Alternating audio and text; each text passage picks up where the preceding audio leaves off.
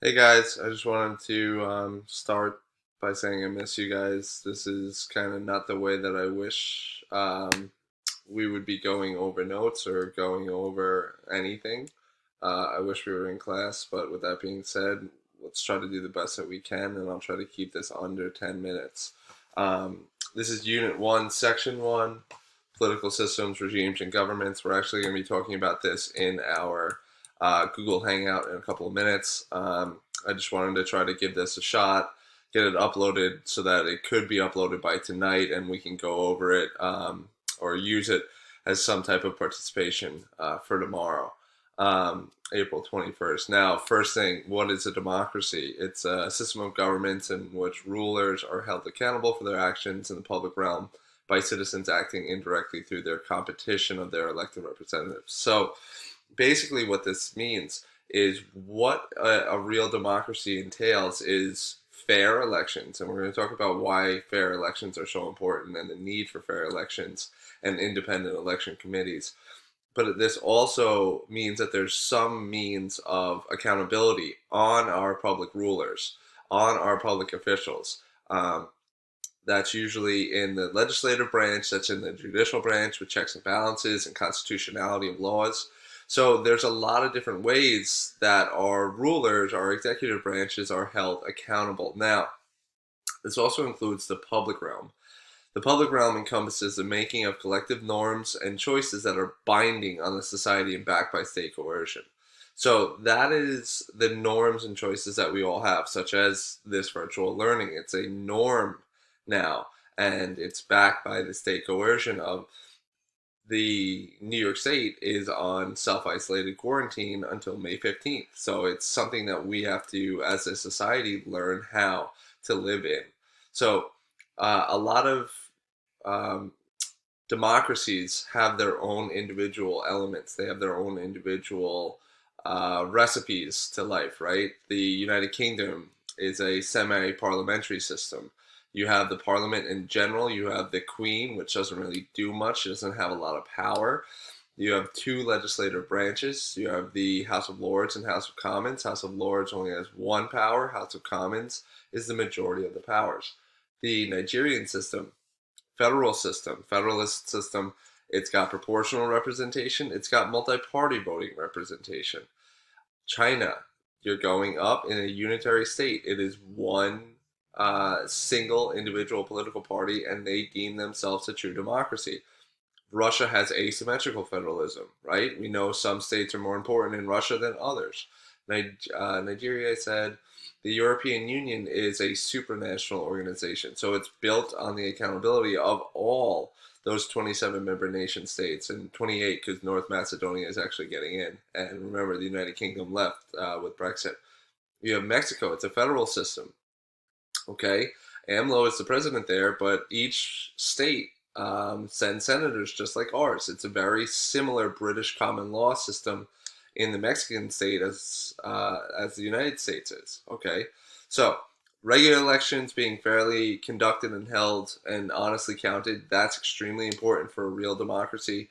A majority rule, any governing body that makes decisions by combining the votes of more than half of those eligible and present is said to be democratic. Now, when we think about the House of Commons, there's this thing called plurality, right? The majority of the minority. Don't forget that. So they don't have, 40% or 45% or 51%.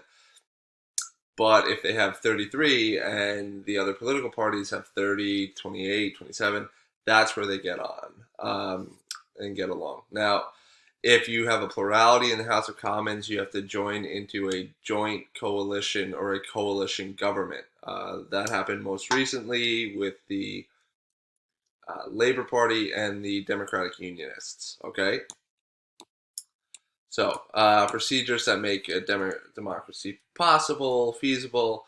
We'll brush over these super simple. Elected officials are chosen in frequent and fairly conducted elections. Having fairly conducted elections are key because if you're in Nigerian state and you don't trust the outcome of the election, you'll just overthrow the government and the whole system crashes. Having them frequent in timed, fixed term manners provides a sense of stability to the system that previously didn't exist. Citizens have the right to seek out alternative sources of information. That's freedom of press, express themselves without the danger of severe punishment on political matters, broadly defined. You can look at the coronavirus outbreak currently and see that journalists that reported on the initial outbreaks in Wuhan specifically, some have gone missing, some have been arrested. Remember, before we went away in school, there was the announcement that if you did speak about the coronavirus, it was a 7-year jail term. So that's not necessarily a democratic process if you can't speak out against the government or express yourself against government. There's the rock band in Russia that gets in trouble all the time for protesting against Putin.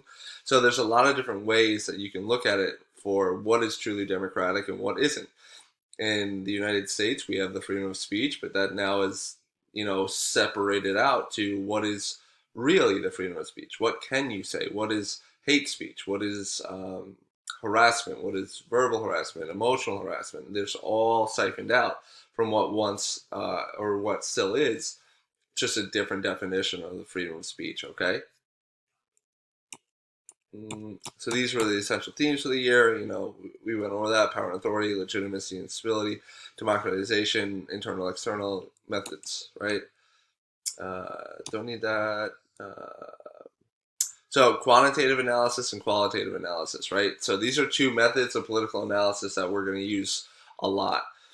Quantitative analysis involves a large number of cases that allows for the researcher to analyze the data through statistical techniques.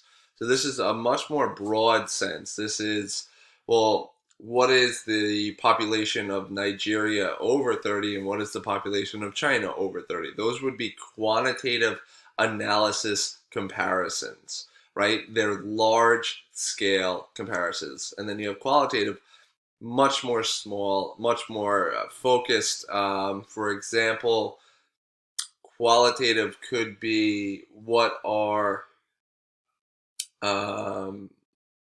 the, say, economic outcomes of the one-child policy in China, or what is the economic outcomes of the growth of population in the Nigerian state sub the age of 30. What changes that? So you can be very more, that's horrible. You can be a lot more specific in terms of what you're looking for. Now, comparative research has empirical evidence and normative statements. So empirical is facts. They're objective statements. Normative is a little bit more opinion, a little bit trickier to get under control, okay? Methods we'll be using, and we'll go over this. You have HDI, GDP, GDP per capita. GDP per capita divides GDP by population and refers to the standard of living. GNI measures all the income of a country's residents and businesses, regardless of where it's produced. So if you're a United Kingdom soccer player and you're playing in the Spanish La Liga, that salary would go into the GNI. Freedom House, that ranks the state, determining how free it is. Remember, America is a 89 out of 100. Tuvalu, my favorite place, 91 out of 100. Maybe one day I'll go there when I'm done with my student loans. And then failed state index, details of failed, failing, rising, stable countries throughout the world. So it's really simple stuff for that. Now, we're going to go over all these in our Hangout, but this is just a backup in case you missed it. Okay? World Happiness Scale, doesn't matter. 7 is above, 3 is a teenager dropping a SoundCloud album. So we got that. All right, so 3 forms of empirical evidence. Remember, empirical is one of the methods of political analysis. So, based on, concern with, or verifiable by observation and experience rather than theory or pure logic. So, choice approach, political outcomes by looking at the effects of individual outcomes. So, you're looking at what does actor A, what influence do they have and what have they done to change it? So, you could use, for example, Xi Jinping. What specific approach has he done to change the belief of the Chinese state following this coronavirus outbreak? rational choice, how individuals act strategically to maximize their own interests and value. Um, that would be a little bit more behind the scenes, a little bit more negative. It's very difficult to try to see this without looking at how have individuals tried to capitalize on this event. There's been a couple of pyramid schemes that have popped up on American social media out of this. One of them is this circle game. That's a rational choice. People are actively, strategically maximizing their own interests at the behest or at the negative of trying to scam people out of money. And they claim that everyone gets their money back. Complete lie. And then middle level, examining specific features of a political institution, policies, and world. So that would be, well, what is the Guardian Council? What is the Ayatollah of Iran? How does the religion of Islam really dictate to that state and dictate to the policies? And remember, you have Sharia law, you have Canon law, that is statutes put out by the Majlis or the judicial branch. You have a set of populations within the Iranian state that aren't Muslim, and they have to abide by a lot of these laws. So that's a middle level out type of rationalization. All right. So state, nation, regime, nation, state, national identity. So state is a concept that includes all the institutions and individuals that exercise power. So they have a monopoly of violence, they maintain sovereignty. Sovereignty is the ability to carry out actions and policies independent of external and internal rivals.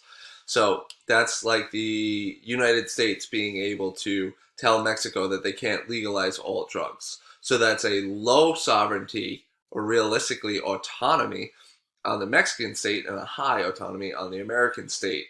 And for the United States, we have the capacity to carry that out, and Mexico doesn't really have the ability to argue against that. So that's the American state telling the Mexican state what to do. Then you have nation, the cultural, linguistic, ethnic, or other identities that tie people together. You know, as St. Anthony Friars, that's our, nation or whatever. As a generational 2020, this little microcosm of the coronavirus, as horrific as it is, will bind you guys together for the rest of your life. This is something that your kids will ask you about, your grandkids will learn about in textbooks. Down the road, everyone will always remember what they've done on these 45, hopefully less, hopefully soon it's over, days of quarantine. And it's going to leave a definite mark on modern history. Then you have regime, institution and practices that typically endure from government to government. So that's beyond the individual administrations typically. So we had a transition from Brother Gary's regime into Brother David's regime. That's a difference in the regime change. Same when you have a different president, a different prime minister. Russia, there's no regime changes ever because Putin's been in charge since 1999, and I'm sure him and Xi Jinping have hacked into my computer and they're slowly trying to find where I live. So, nation state, distinct, politically defined territory in which the state and national identity coincide.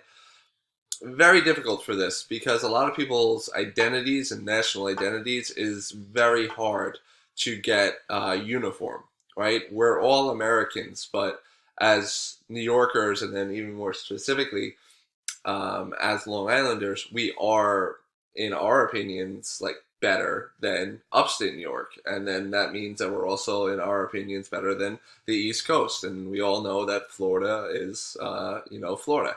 So it's very difficult to really have that narrowed down. And then national identity, dulce decorum est pro patria mori, is fitting and sweet to die for one's country. So national identity is what solidifies you to the American ideology, right?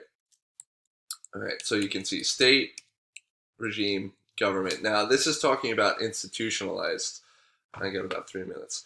So you have a government which is the least institutionalized, sets of institutions and individuals legally empowered to make binding decisions for a state. Now, for the United States, our government and our regime on this pyramid would be a little bit different because our government has stayed. Our government stayed since 1791. So what you want to do when you think about other countries, you have to try to pull ourselves out of that American lens, right? If you look at the Nigerian government, not